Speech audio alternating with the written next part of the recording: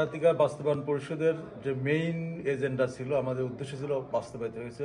প্রবাসীদের ভোটাধিকার অলরেডি সংরক্ষিত হয়ে গেছে, এটা পাশ হয়ে গেছে। এখন চ্যালেঞ্জ হলো যে লন্ডন থেকে এনআইডি বানানো এবং এনআইডির মাধ্যমে ভোটাধিকারের ভোটিং কার্ড মানে আইডি কার্ড হয়ে গেলেই আমাদের প্রবাসীরা ভোট দিতে পারবেন। আমি মনে করি ভোটাধিকার বাস্তবায়ন পরিষদের যে উদ্যোগ ছিল, যে চেষ্টা ছিল, সফল হয়েছে। ধন্যবাদ সবাইকে। আপনারা সবাই ইনভেস্টেড হয়ে যান, যত দ্রুত সম্ভব আপনারা ভোটার তালিকায় অন্তর্ভুক্ত করবেন এনআইডি কার্ডের মাধ্যমে। Thank you.